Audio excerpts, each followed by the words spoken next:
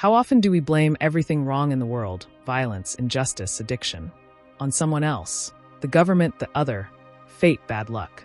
What if much of the pain we see in the world and feel within ourselves arises from something far closer, more invisible, more intimate than we care to admit?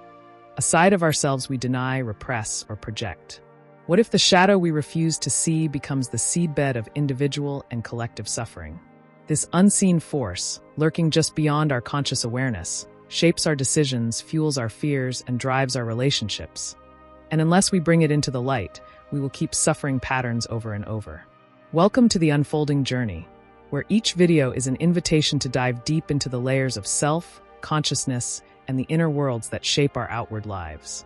Here we explore psychology, philosophy, spirituality, and the crossroads where they meet, to help you awaken more fully, heal more deeply, and live more authentically.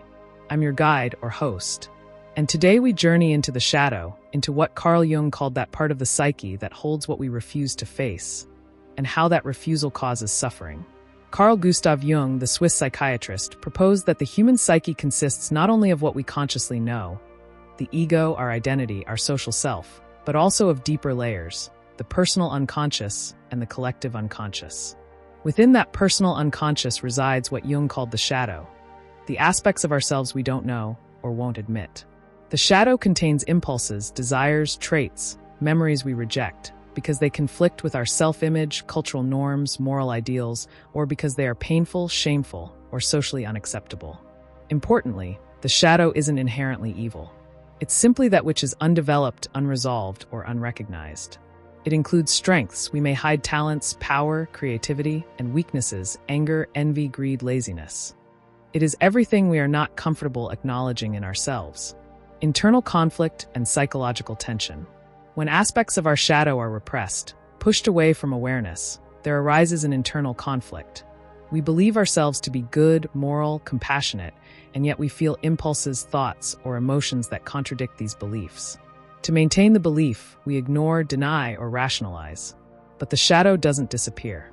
It continues to operate, influencing behavior and emotion from the dark. The result? Guilt, shame, self-judgment, anxiety, depression. These occur not because the shadow is evil, but because denying parts of ourselves causes fragmentation. The self becomes divided. Projection onto others. Often the unconscious shadow is projected outwards. When we dislike someone intensely, or judge someone harshly, or feel rage or disgust, often what we see in them is something we deny in ourselves. Projection becomes a defense mechanism. We attribute our unwanted qualities to others, so we don't have to face them. But this leads to false perceptions, broken relationships, prejudice, scapegoating. Society then becomes a mirror. What we judge in others often reveals what we refuse to look at in ourselves. Suppression of potential gifts. Many aspects of the shadow are not simply negative. Talents, creativity, passion, assertiveness. These may be suppressed because they seem threatening or because they don't conform to who we think we should be. Over time, these suppressed qualities become sources of regret, envy, emptiness.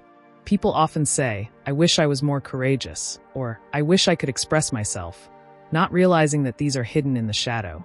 By denying these, we also deny our wholeness. Collective shadow and societal suffering. The shadow doesn't belong only to individuals. Collectives, families, cultural groups, nations have shadows. Histories of violence, oppression, prejudice, ecological destruction, greed, things the collective doesn't wish to see.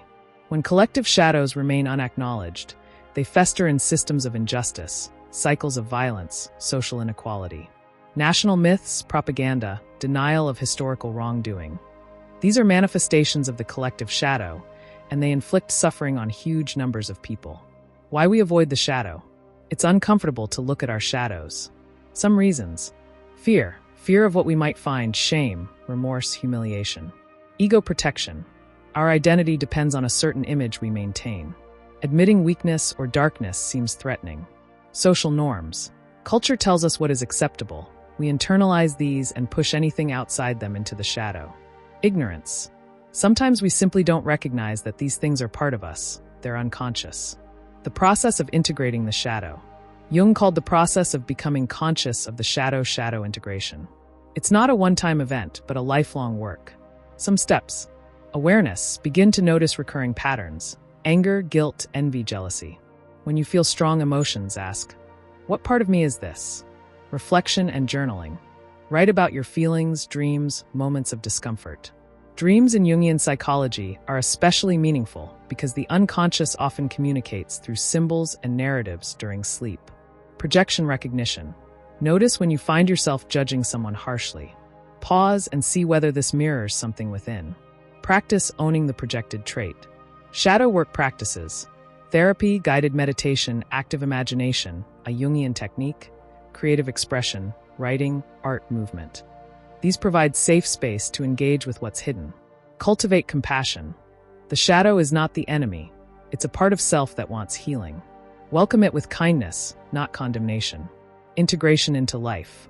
As parts of the shadow are brought into awareness, you begin to balance your personality, make decisions from wholeness, release habitual suffering.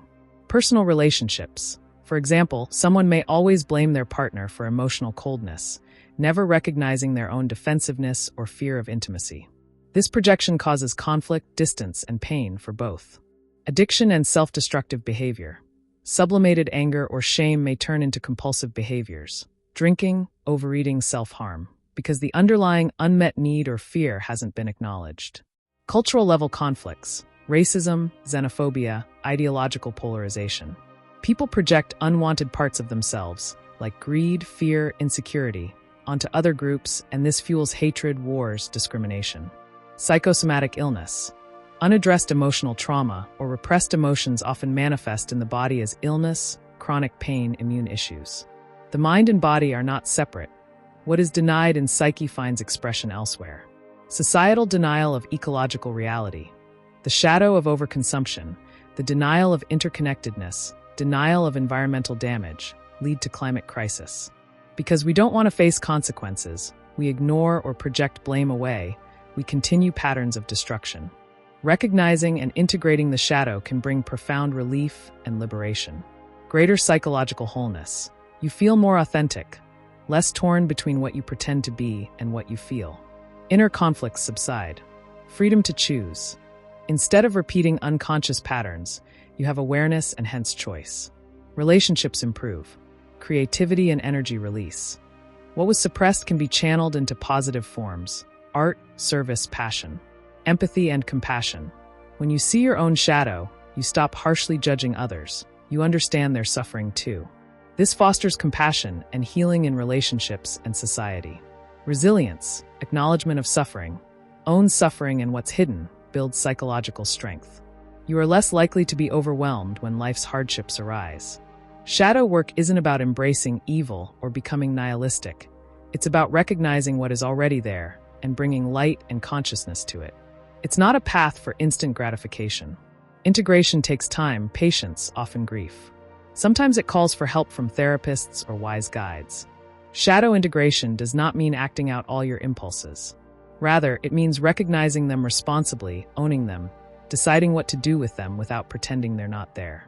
Our suffering, both individual and collective, is not always caused by external enemies, by chance, or by bad breaks. Much of it arises from what we deny inside ourselves. When we ignore the shadow, it turns into a force that distorts perception, causes conflict, breeds pain. But when we bring it into awareness, welcome it with compassion, integrate it into the landscape of self, we begin to heal.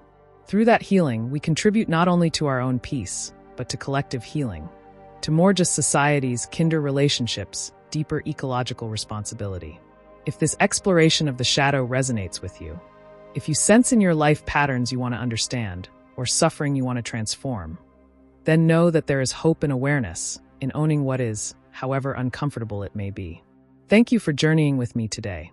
If you found this video helpful, if it stirred something in you, I invite you to subscribe to The Unfolding Journey.